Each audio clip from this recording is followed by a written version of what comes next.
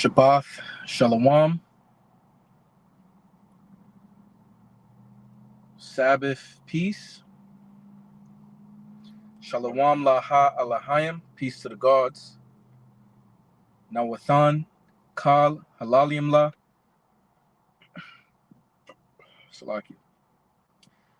Yahweh, Bahasham, Yahweh Shai, Bahasham, Racha, Hakodash. Giving all praises to Yahweh in the name Yahweh Shai, in the name of the Holy Spirit, double honors unto the elder apostles, the elder bishops, and the head elders of all the camps of Great Millstone GMS who do rule well, who I've learned this 100% truth from, who are the true leaders of all Israel today, whether you can receive that or not.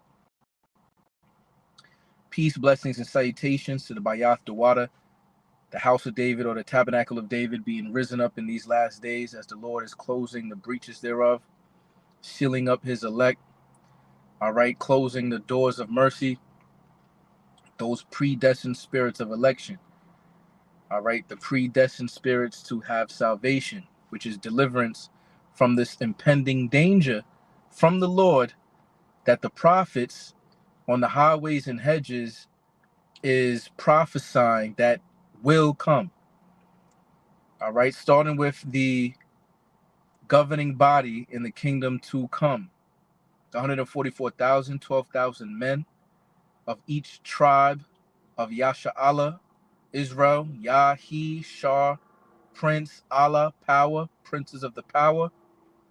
All right, as well as the innumerable multitudes scattered abroad, the remaining elect, all right, rehearsing the righteous acts to the best of their ability, including the 1/3 of men, women, and children here in Babylon the Great, where the great deliverance is primarily going to be enacted.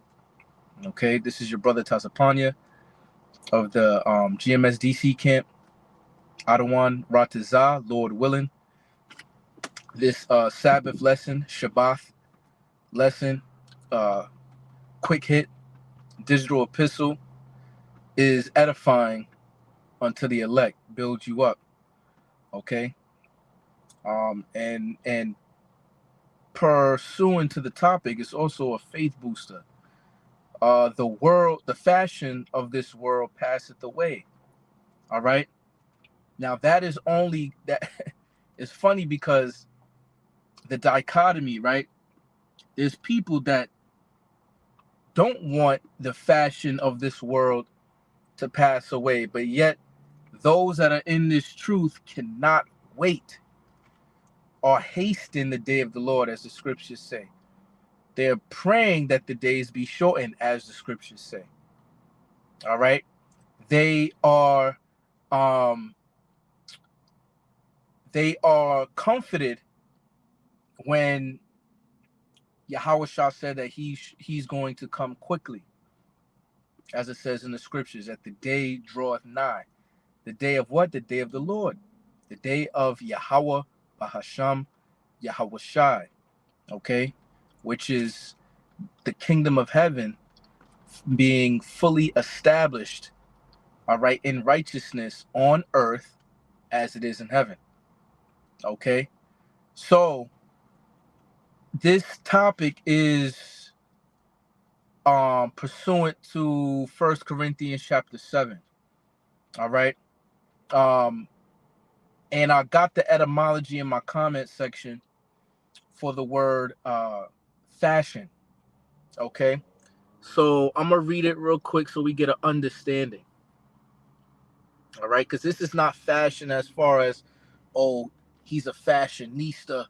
You know what I mean? Like, yo, this nigga got the drip on, the Marys with the Balenci's on the feet, with the Rolly on the wrist, bust down. Nah.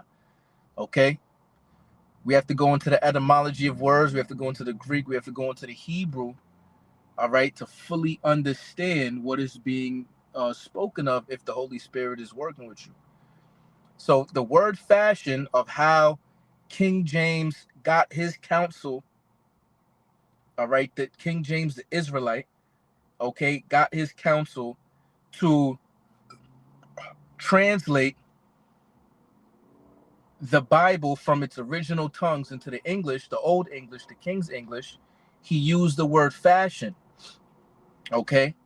Because was the original sense of the word at that time. When we get that word fashion, it's circa 1300, which means physical makeup or composition, form, shape, appearance, from Old French, fashion, faison, face, appearance, construction, pattern, design, thing done, beauty, manner, characteristic feature, 12th century, from Latin factionem, a making or doing, a preparing, group of people acting together, from facere, to make, from the pi root, to set, especially style, manner of make, dress, or embellishment, hence prevailing custom,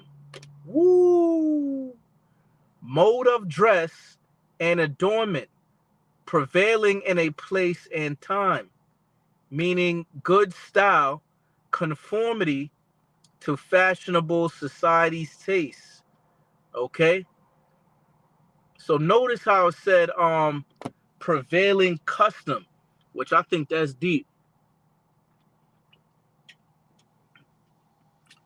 Because even Paul said, referring to long hair, we have no such custom.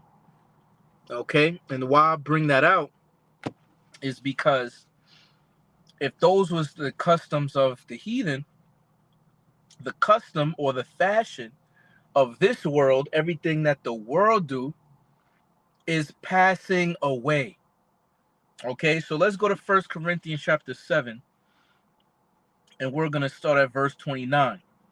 Okay, because we're seeking a place that dwelleth righteousness. It's nothing but wickedness that goes on in this world, man. Okay, you go to get some food, right? There's, let's just say, women that's on a period handling your food. There's Batiman, serving you at the counter, right? There's you know, just a bunch of wickedness, man, and you go like, all this type of concrete, you know, the way people get paid, salary, monthly, bi-weekly, weekly, the usury, the interest, the credit, the debt, the registering everything from your car to your body, license to drive, ID, to your state, registering your kids to a birth certificate, so on and so forth, man. Income tax, property tax, sales tax, county tax, state tax, federal tax. You see, all of this shit that is we're in oppression, and it's all gonna go away. And that is part of the gospel.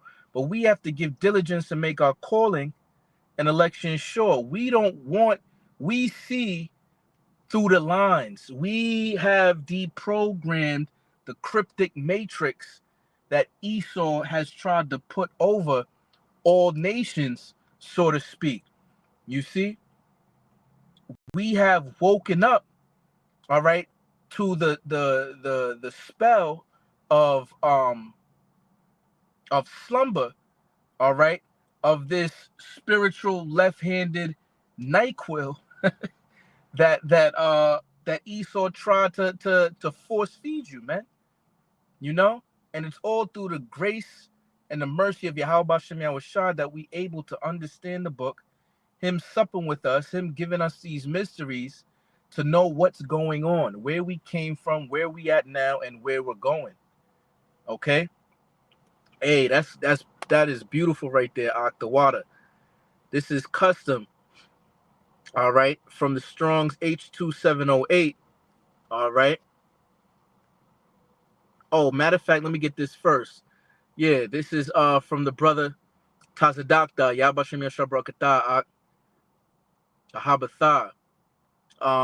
Leviticus 18:30. Therefore shall ye keep mine ordinance, that ye commit not any of these abominable customs. You see? So the abominable customs is the fashion of this world. The etymology of fashion, one of the synonyms is custom. And all the customs of this world is abominable in the eyes of the Heavenly Father, Yahweh. So we're not, this is in the law. This is in the Tawrah. This is in the Torah. All right. It says, which were committed before you, and that ye defile not yourselves therein. You see, I am Yahweh, Bahasham, Yahweh Shai, your power. See, so you're not supposed to do it if you are accountable to the fact that Yahweh, Bahasham, Yahweh Shai, is your power, man. Yahweh in the name of his begotten son, Yahweh Shai, because everything is centered around his son, Yahweh Shai. So when you go into that word custom, he got it out for me, the water. Strong's H2708, chahwa. All right, chahwa. It says outline of biblical uses, statute, ordinance, limit, enactment, something prescribed. All right, something that was written aforetime. Okay, basically like a law, man. You see what I'm saying? So the ordinances and the laws, all right, of this world is going to pass away. Remember, like, the first thing that just came to my mind again, Barack Obama, when he went in office, when people was thinking, since we're in that selection season, all right, that he's going to help out black people. Come to find out, he's not even a Jake. And then when he get in there, I was in high school at the time. He made the law, the custom, that, legally speaking, two men, two women, whatever, could legally marry each other, man. You know what I'm saying? So it's showing you that they make these laws, these customs, that is completely opposite to the statutes of the Heavenly Father, man. Okay, so going to 1 Corinthians chapter 7, I'm gonna start at verse 29. It says, "But this I say, brethren." Who are Paul's brethren? This is Paul wrote this letter to the Israelite foreigners in Corinth. Okay, Romans 9, verse 1, going down to verse 4, shows you who the brethren of Paul was, because Paul was a Hebrew of Hebrews. He was of the tribe of Benjamin. His brethren were Israelites. All right, it says the time is short, and you can link that to Revelation 12 and 12. Matter of fact, let's go get that real quick. This is the book of Revelation 12 and 12, and it reads, "Therefore rejoice, ye heavens, and ye that dwell in them. Woe to the inhabitants of the earth and of the sea, for the devil is come down unto you, having great wrath, because he knoweth that he hath but a short time." Now this devil ain't no man in a red suit with a pitchfork, all right, laughing like the Joker, all right, because of people being conscious in a spirit, and their spirit is burning forever. Nah, that hell doctrine is false. That is a fable. All right, there's no such thing as a place where you burn forever. All right, hell is a condition or the grave. All right, but the point here, that devil is the physical counterpart of the spiritual demon Satan, which would be Esau, Edom. All right, the Edomites, which are your so-called white people. All right, which they call themselves white. The first time it was recorded on paper was in 1681. All right, they call themselves white, not referring to their skin, but trying to force the ideology that they was pure, because white is symbolic for purity in the scriptures, for whatever that they have done, raping, robbing, pillaging. You see what I'm saying? As if the Lord is on their side, which he was, but on the left-hand side, in order to record all of the wickedness that he has done over time. All right, but the point is that he knoweth that he hath but a short time. So when Paul wrote this, saying back in 1 Corinthians 7 and 29, "But this I say, brethren, the time is short." What time is short? The time of Esau's rulership. This is why in Thessalonians says, he that letteth will now let, because that the man of sin, the son of perdition, was already in the power seat, which was the Edomites. Because when he wrote this, the Romans were ruling. Who are the Romans? The Edomites. All right? Your so-called Caucasian race, your so-called white people. All right? So the time is short. So if it was short then, how much more now? 2,000 years later. It says, it remaineth that both they that have wives be as though they had none. See, so as we're getting into this understanding on the topic, the fashion of this world passeth away, you have to understand what is the fashion, what is the customs of this world regarding the things that Paul is speaking about. Let's talk about wives, man. All right. Right now, what they have you thinking by watching these Disney movies and these rom-coms and shit like that, and these folly days like Valentine's Day, you grow up, and by the time you were a young man, you hit your puberty, you got some testosterone and semen in your testes, you want to give your whole strength on the woman. You see a woman with a big butt and a smile, when you 13, 14, 15, 16, and you willing to do any and everything under the sun for this woman. You see what I'm saying? And then you come to find out you get your heart broken, which is of the Lord too, because, you have to go through these things in order to understand really the scriptures. A man with much experience is a wise man. I'm roughly paraphrasing that in Ecclesiasticus and the Apocrypha, because he's traveled much. A lot of things has happened in his life to understand why things was what it was. Like for Solomon, he had to deal with 1,000 women to understand that out of 1,000, he ain't found not one righteous one, not one virtuous woman. You see?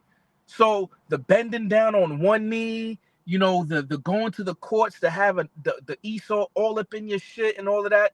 You see what I'm saying? You come into this truth, you understand my focus and my time should not be upon, even Yahweh Shah said that. He said, yo, if any man loveth, and I'm going to, roughly paraphrase here, wife more than me, then he cannot be my disciple. Or it says, hateth not his wife, then he cannot be my. So what does that mean? You go into that word hate, it means to love less. So yeah, you're going to love your woman, but the amount of time that, because of how society, the customs of this world puts it, that what you supposed to be doing is going to completely change when you come into this truth. Because now Sophia, which is the translation from the Greek word Sophia for the English word wisdom, is now your first woman, which is the wisdom of what? Of these scriptures. You see? And you getting that through the living waters that's coming out of Yahweh Shai, because he was written in the volume of the book as your eye sees your teachers. All right, the apostles, the bishops, the elders of Great Millstone, and you starting to learn. And more of your time is being geared towards that, rather than to, let me figure out, she like, the society tell me on a Tuesday you're supposed to, give your woman some flowers and send it to her to work. Little. I'm not saying you're not wrong for doing that. Like if that's what you, to each his own. But you have to be able to discern, and prioritize the type of time that you having compared to for this woman, compared to the truth, man, which is your first love. But anyway. It says, be as though they had none. So that's the point. Because a man that have no wife, his focus is going to be what? Himself. So he has no other responsibilities. But Paul talks about that. You don't have no wife. You're not going to be focused on your wife. You're going to be focused on the Lord. And he really refers it to as a distraction. Verse 30, and they that weep as though they wept not. You see? So because of all the hell that you catching, and you're crying and you're sorrowful, you really should be as one that wept not, because this is, what is it in Matthew's? Blessed is he that is persecuted for my name's sake. Blessed are the peacemakers. Blessed, the blessed scriptures. because we know that in Revelation, what is that, 21 or 22, where it says that he shall wipe all tears away. So we know eventually, especially if we are of that number, all right, we're going to get to that point. So this is why you're a prisoner of hope. Because, yeah, I'm catching all this hell, but I have Yahweh Shai with me. You see what I'm saying? And we was laden with all these sins, but now we have peace to navigate through this world without being confused on why things is going the way that they going. Continuing on, it says, and they that rejoice as though they rejoice not. So look at the dichotomy here, right? Paul is like, yo, you supposed to not cry, but you supposed to not rejoice. So one would be like, that's almost contradicted. Nah, you see what I'm saying? You supposed to be in a house of mourning rather than be in a house of mirth or feasting. So you have to be able to have the discernment of, when is the right time to do this and to do that. Ecclesiastes tell you that.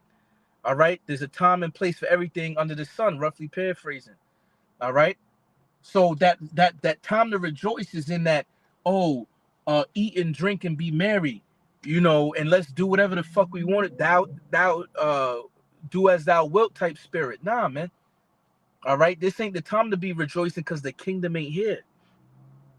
It says, and they that buy as though they possess not. Yeah, because all these things is going to be melt in fervent heat. As we know the prophecies, the element shall be burned up in Peter, right? Because we know in our generation, we believe through faith wholeheartedly that the ICBMs, we're going to see those destroy America, okay? So if you got a house, a car, whatever, and you're completely attached to it, all right, and you can buy certain things, this, that, and the third, but you should be like, yo, if something happened to this material shit, it is what it is. I'm not going to sit here and like Esau.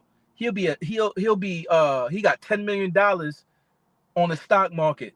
Or since we in the modern times, let's say crypto. Fuck it, right? Worth of crypto, $10 million. Let's say the shit go down. It tank. Now he lost eight million. He still got $2 million worth of crypto left. He might commit suicide because he's attached to that. You see? But continuing on, it says, and they that use this world as not abusing it. Right. So you can use the world for what it is. We have to go because we're under captivity. So we have to go through, like my pops used to say, you gotta, what do you used to say? Jump through the hoops. And it was a euphemism towards like a circus act. You know what I'm saying? Yeah, you might have to jump some hoops and whatever. But like on some circus clown type shit, some bozo, because we living in this clown world. Like it's nothing but some entertainment, especially as Jake. You feel me? To these niggas, you know what I'm saying? To the world, Esau, the original niggard. It says, for the fashion of this world passes away. So we're already in the mind state that all this shit is out of here. So we moving in a way that is different than everybody else. They all worried about their wives. They all worried about their material shit. They when something happens to them, they all in a crying state. And in the celebration, they think life is nothing but a party and bullshit. We in a complete different state. You see what I'm saying? When we're brought to a low estate, we take it cheerfully, as the scriptures say. Right? But also, we're not in a state where, life is all fun and games. Because it isn't. All right? So that's the point. So the fashion of this world is passing away. Let's get another precept. I had one in First John 2 and 17. Let's get that real quick. This is the book of First John, chapter 2. We're going to start at verse 15. It reads, love not the world. You see that? Why are you not supposed to love not the world? Because the fashion of this world, this eon, right? This age of rulership, right? It passeth away, even the oikomany. Because in Revelation 20:21, all right, it says that a new heaven and a new earth, because the world, the old one was passed away, roughly paraphrasing. You see? So we're not loving nothing of this world. This whole shit is going to be turned back up, right side up, because it's upside down. The scriptures say, woe unto them that call evil good and good evil, man. And that is exactly what is happening throughout the world, but specifically here in America, the virgin daughter of Babylon, man. Complete wickedness. So we're not supposed to love the world, all right? It says, neither the things that are in the world. You see that? So all these things, that the things that are in the world is these customs, these laws, these ordinances, like the brother posted, right? All of these abominable customs of the heathen. And since we're in that season, that voting shit, man, that shit get me tight. Cause everywhere you go, family, co-workers, you had lunch break, you hearing this political talk like niggas is some type of experts or some shit. Like, yo, shut the fuck up. Y'all don't know nothing y'all talking about.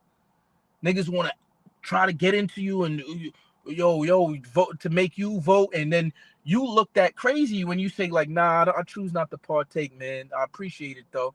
Niggas looked at you bugged out. Nah, I'm not bugged out. You bugged out. You wildin'. You bugging. You feel me? I don't give a fuck if you not an Israelite. You feel me? You can do whatever. But if an Israelite coming up to you talking that bozo shit, son, that shit really gets you tight. Like, yo, it's 2024. You still think these people give a fuck about you? Or you think that like, yo, this shit is crazy. But it's a strong, this is why I say it's a strong delusion. Strong. It's not a weak one. It's a strong delusion. Continuing on. If any man love the world, the love of the Father is not in him. So if you are attained and you love and you have some type of gratification and compassion and cooperation with the way that this new Roman Empire, you worship in the image of the beast, the philosophies, the New World Order, the way that these Edomites run their new Roman Empire, man. The love of the Father is not in you, man, but you want to claim to be a Christian. That's why we call you antichrist, anti-messiahs, wacky tacky. You feel me? The love of the Father is not in you. Verse 16, for all that is in the world, see, so all of this is in the world. The lust of the flesh and the lust of the eyes and the pride of life is not of the Father, but is of the world. So look, the lust of the flesh, the lust of the eyes, and the pride of life is passing away. You see what I'm saying? Ain't gonna be no pride of life. How are you proud in a life that is full of fucking infirmities and oppression and wickedness and iniquity? You see what I'm saying? That makes no sense. Pride cometh before a fall, man. You know, a bunch of covetousness, fornication, and adultery. Verse 17, here's the point. And the world passeth away. You see? Going back with the topic now. And the lust thereof. So not only the world and the customs of this, but all the lust that is here. And they push that consumerism, that selfish, left-handed selfishness, all of that bullshit here in Babylon the Great, man. That's part of the cup of the wrath of her fornication, man, to have you drink. You see what I'm saying? That complete slave to your pleasures of the flesh. Look, but he that doeth the will of Yahweh abideth forever. You see? And we want to abide forever. We want to enter into that new covenant in the first round. You see? We want to please the Heavenly Father because that's really what it boils down to. The new bodies with that law inside of it means that we're not going to go off. We're not going to sin. And a byproduct of that is not dying. That's why it says that The wages of sin, the byproduct of sin, is death. But the this is why he said you we're saved by grace. Elder Apostle Gabar just did a live today. You know, righteousness doesn't come from the law. The law ain't gonna save you. Yet, because we're under grace, do we give license under sin? Roughly paraphrasing, God forbid. Now we establish the law, meaning we rehearse these righteous acts, and the law is our schoolmaster as it's leading us more and more into Yahweh Shai, understanding that we need a savior. You see? So now we're gonna go on and go to second Esdras 4. Second Esdras 4. Two more, and then I'm gonna get on the comment board. This is second Esdras 4, verse. I'm gonna start at verse 23. For it was not my mind to be curious of the high things, but of such as pass by us daily. You see that? So the things that is too high for us, you know, you trying to figure out, you know, the circumference of the earth by down to the centimeter, and you know the genealogies of this and that person, and the, you know how, you know, like what is needed for your salvation as you're living day-to-day life. This is what Ezra came to the realization. Namely, wherefore Israel is given up as a reproach to the heathen. Right. So that is something that is coming to your mind daily. Why are we, the chosen people, been under the heathen as a reproach? And for what cause the people whom thou hast loved is given over unto ungodly nations? And why the law of our forefathers is brought to naught, and the written covenants come to none effect, and we pass away out of the world as grasshoppers, and our life is astonishment and fear, and we are not worthy to obtain mercy. What will he then do unto his name, whereby we are called? Of these things have I asked. So look, Ezra knew the name. He understood that the name Yahweh means he exists, he is, he to be. And through the Spirit, we do believe, because it talks about all up and down in Esdras about the Son of Man taller than the rest. So he also knew about Yahweh Shai because he asked the angel. All right. So if he knew Yahweh Shai, he knew that he delivers. So he's like, if we're called by your name, that literally means you deliver, but yet we're under the heathen, you know, how are you going to magnify your name then? How are you going to deliver us? Verse 26, here's the point. Then answered he me and said, the more thou searchest, the more thou shalt marvel. See, so remember it says, seek ye the book out of the Lord and read. So the more diligent you are, like the church of Berea, you searches out the scriptures to see if a thing is true, the more you're going to marvel. You're going to be like, wow, like eureka moments, and it's just going to, light bulbs is going to go off in your head. You see what I'm saying? This is how you know. I don't know how the fuck that shit just happened. Maybe something I just said. You feel me? Balloons pop. Yo, that was wild. But anyway, these fucking phones. But yeah, like,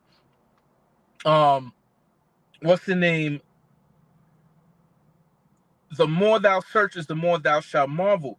This is how you know the difference between camps and Israelites, Yah Israelites, Old Testament. You could tell who studied and who didn't, right? Study to show thyself approved, a workman that needed not to be ashamed, rightly dividing the word of truth, man, right? You would be able to get to certain understandings if the Spirit is dealing with you, of course, through the amount of time that you put towards getting to know the Heavenly Father through his Son. So that's why I said you could tell the difference, because a lot of men out there did not put in the work, and they don't want to put in the work because they really don't believe this thing. You know, they really don't. Like, certain things is not that hard. Like, you know, the quote unquote great doctrine, or, you know, speckled bird brothers and sisters that look like other nations, or, you know, even something simple like the Lord is only dealing with the Israelites. Like, if you really, really got down into the nitty gritty, you would understand these things if the Lord is dealing with you. But continuing on, Ezra says, for the world, no, the angel said unto Ezra, he said, then answered he me and said, this is 2nd Esdras chapter 4, verse 26. Then answered he me and said, the more thou searchest, the more thou shalt marvel. For the world hasteth fast to pass away. So this thing is hasting. This thing is not taking long. Remember in Habakkuk, all right? For the vision speaketh, tarry, wait for it, for it shall not tarry, for it shall surely come to pass. Roughly paraphrasing, verse 27, and cannot comprehend the things that are promised to the righteous in time to come. See, so this is why I said that no ear has heard, no eye have seen, right? We cannot fully fathom or comprehend the things that was laid up for the righteous, man.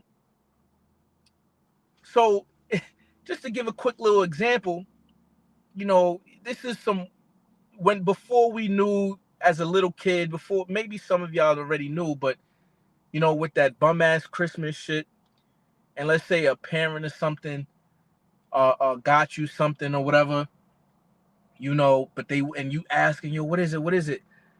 You know, now I'm not going to tell you, you know, you wasn't supposed to be up. You might have looked up and they rapping some shit like that. And we know that's a pagan, Jeremiah 10, right? But, so you as a little kid trying to figure out what it is and this and that, not knowing it could have been something way greater than what you can, you know, ever imagine. I remember back in, like, you know, I'm not that old, but, you know, I got when Kobe Bryant's first sneakers and a Nintendo 64, you know what I'm saying? You know, it was, should blew your mind type of thing. So I'm just using that as an example, you know, and we all supposed to, have like coming to this thing as a child. Not saying that we're children in the spirit. We're supposed to put the childish things away, but to be able to be very malleable, you know, like a child, impressionable. All right. But, you know, the things that we only have going into the scriptures, we only have an inkling of what the kingdom could be like. And we're so excited, you see what I'm saying, for what the kingdom has in store for the righteous, right? It says, for this world is full of unrighteousness and infirmities. So yeah, the angel told him that because we can't even comprehend the things that are promised to the righteous, because everything around us is unrighteous and is full of infirmities. You see what I'm saying? That's like another quick little worldly example. You dealing with a shorty, all right, a woman, and she only dealt with so-called ain't shit niggas. You know what I mean? Nobody really took the time to really talk to her and real love and teach her correct things and lead her the right way. She's used to that toxic love, which is AKA black love. Because black means wicked. It's wicked love. Black love is toxic love. All right? And that shit is completely severed. The so-called black man and the so-called black woman, completely severed. And it'll never come back until the kingdom. But anyway, yeah. So you come to her, especially let's say you in the truth, or you know, whatever, and she's looking at you like, yo, this, like, I don't even want to deal with you. Like, yo, you too good for me. Like, You know, and if any of y'all brothers, you Akim out there ever felt that or been through that, then you would know, man. You see what I'm saying? All these other dudes and try to put hands on her, trying to control her, be all up in her phone, do this, do that, and you know what I'm saying? And you over here sitting down, actually having a conversation, psychoanalyzing her. Like, yeah, you trying to, you trying to bust her glutes too, but but the other dude is not moving with Riz. You know what I mean? Like you're not moving with no real, G Mac. He ain't really spitting it real. He, not he ain't tactful or whatever. He doing it in a real hood nigga, you know, weirdo shit that she used to.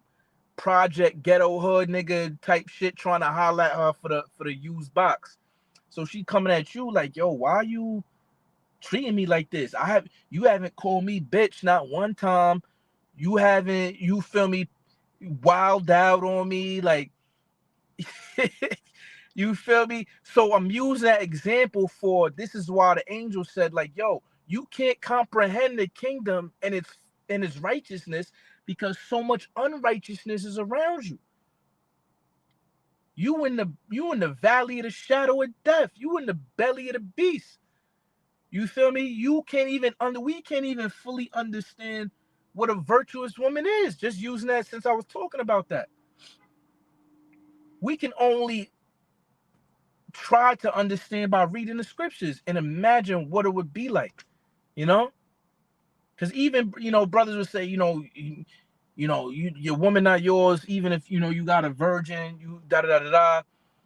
You can, let's say the Lord bless you to find a virgin. Her mind's still fucked up in Babylon. Yeah, she ain't had no rod inside her, right? But she's acting and moving like any other woman, like a harlot out here. So she might not be a harlot in the body, but she a harlot in the spirit.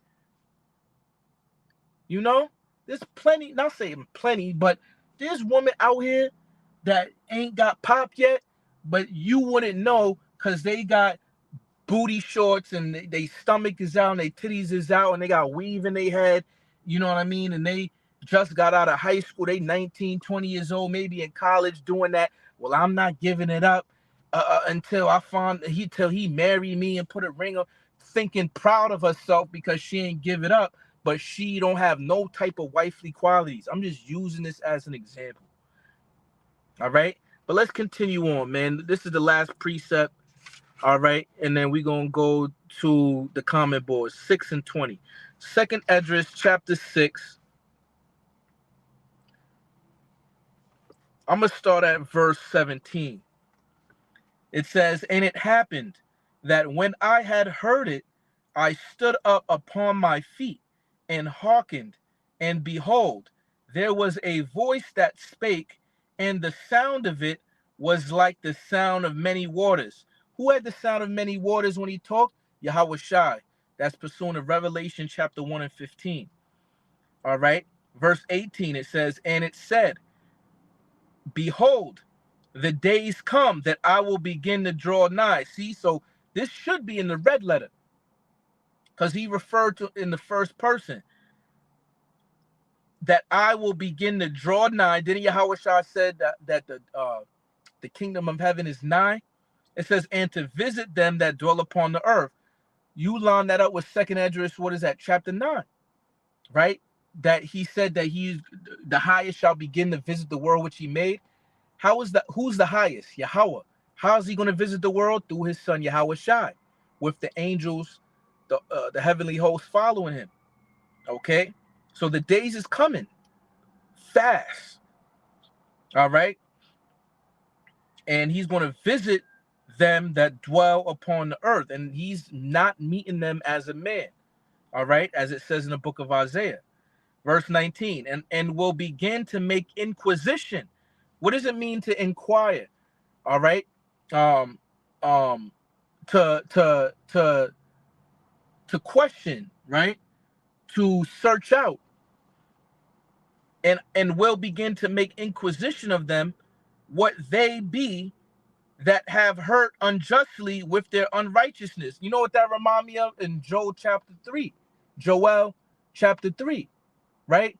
Where it says, I will plead with them, talking about the nations in the valley of Jehoshaphat, right? Plead goes in the judge. So that's what the Inquisition is about, because they're the ones that dealt with it unjustly, right? It talks about that. In matter of fact, let's go to Joel chapter 3 real quick, because I just have to. This is the book of Joel, chapter 3, verse 1. For behold, in those days and in that time, when I shall bring again the captivity of Judah and Jerusalem, I will also gather the nations and will bring them down into the valley of Jehoshaphat, and will plead with them there for my people and for my heritage Israel, whom they have scattered among the nations and parted my land. Right? So that's why he's doing that. That's why he's pleading. And Salakia. That's why he's making inquisition of them, because they have hurt us unjustly with their unrighteousness. So it was an unrighteous thing to part the land that was promised unto Abraham, Isaac, and Jacob, and to have cast lots for his people and to sell them through slavery throughout the four corners of the earth. 2nd Ezra 6:19. And when the affliction of Zion shall be fulfilled. So we're coming up to remember, we received double. It says that in the scriptures. If somebody want to post that on the comment board, all right, that Zion, you have received double of what you deserved, kind of like roughly paraphrasing. All right. This is why in Revelation 18 it says, reward her double that she has done unto you, pursuant to Galatians 6 and 7. For the Lord is not mocked, right? For whatever man soweth, the same shall he reap, right? So we have received double for everything that we have done. Esau went OD with it. He was ODing, right? You can, overdoing it. Yo, Esau was ODing out here to you so-called Negro, Latino, Native Americans, right? All right. Verse 20, it says, and when the world that shall begin to vanish away. There go again with the topic now. This is why I chose this precept. Because the world is vanishing away. The water. Yabashim Yasha Barakatah. Tazadakta again, back with the precept. Isaiah chapter 40 and 2. Speak ye comfortably to Jerusalem. See, showing you the comforter is only for the Israelites. The understanding through the Holy Spirit, which is the angels working on the minds of the elect to understand the gospel, and cry unto her, go into the highways and hedges, lifting up your voice like a trumpet, that her warfare is accomplished. See, so yeah, we still under the curses, but we're under grace, showing you that the warfare is accomplished, but we're still under grace because it has to be physically manifested. But when Yahushua died, he said that it is done. All right? That her iniquity is pardoned. So if you believe in Yahushua, your iniquity, your compounded sins is pardoned, bro. For she have received of Yahweh's hand double for all her sins. And that's the point. All right. So the affliction of Zion, the elect, all right, is being fulfilled as the elect is getting sealed with the Tawah, the mark of exemption. All right. Verse 20, 2nd Ezra 6, verse 20. And when the world that shall begin to vanish away shall be finished, then will I show these tokens, right? So the tokens are the proofs, the signs, the prophecies. You see, so we're seeing the world. Remember, the apostles always say the beginning of the last days was when Yahushua was on the scene. So the world was passing away even at that time, right? And the prophecies have been showing themselves. And it says the book shall be opened before the firmament. Where's the firmament? In heaven. How can books be opened in the firmament? It's talking about the internet and this truth being blasted throughout the World Wide Web. Okay? The books, the scriptures, the prophecies is being revealed through the prophets on the internet, through the satellites in the firmament. And they shall all see together. This is why it says that when this gospel is preached amongst all people, roughly paraphrasing here, that then the coming of the Son of Man shall be. This is why we're seeing these things come to pass. All right. So yeah, that's the point. That's the precepts I got. You know what I mean? But the fashion of this world is passing away, man. Passeth away. The whole understanding of how you see things now. This is why we're constantly in meditation of the scriptures, because you will crash out. If you ain't, and you are gonna, matter of fact, I'm gonna say that. You are gonna crash out. All right? If you don't have Yahweh Shai. Why do I say that? I'm gonna prove what I say. Isaiah 33:6. This is something that every brother for real, you know, and I'm not nobody to, you know, put anything out there, but you know, it makes sense, you know, to have a scripture like that memorized. Isaiah 33:6. For wisdom and knowledge shall be the stability of thy times. The strength of his salvation, for the fear of the Lord is his treasure, man. We treasure in having a fear of Yahweh Ba'ashem Yahweh Shai. That is the whole duty of man. Pursuing the Ecclesiastes, fear the Lord and keep his commandments. And that's what keeps you strong in having a sound mind. That the Lord is dealing with you. That the Lord is going to save you. Right? You're strong. That's like you if you've never been in the gym and you put 3 plates, you got 315 on the bench press, you scared as hell if you ain't never felt that on your shoulders as you about to lift that thing up. You see what I'm saying? You're gonna be like, nah. But if you've been into that thing, you see what I'm saying, and you've been prepping, and you like, all right, I could do 275 this many times, 295 this many times, 315 is nothing. Stop playing with me. Let me get this big bitch off of me. Your spotter is like, you sure you got this? You damn right. The Lord is with me. Boom. Next thing you know, that shit hit down to your chest. And as soon as you lift that shit, it's easier than what you thought. You said, oh shit. You feel me? Then you like, nah, let's go for another one. So that's like it is with when you have the wisdom and knowledge of the scriptures, you are more you remember it says that we shall be able to stand boldly in the day of the coming of Yahweh Shai, man. There's going to be a lot of running and hiding. And this, remember, it says they're going to hide themselves from in Revelation 1 in the dens, you know, of the rocks, fearing from the wrath of Yahweh Shai, man. You see what I'm saying? You got that now. Jake want to get out of America. Yeah, America going, this shit is over with. Civil War. We got to go to Ghana. They giving us, you know, $100,000. You feel me? And you go to Africa somewhere. Yo, we got to go to Brazil, Colombia, bro. You feel me? Because America is through. You know what I mean? Wisdom and knowledge, man, is going to keep us stable. So if you're not stable, you're going to crash out. Crash all the way out, doing 150 and you hydroplaning. Man, imagine that. You do 150, you hydroplane, now you doing 150 sideways. And you see you running right into the medium, a cement 6 foot tall medium and shit. You know you about to die.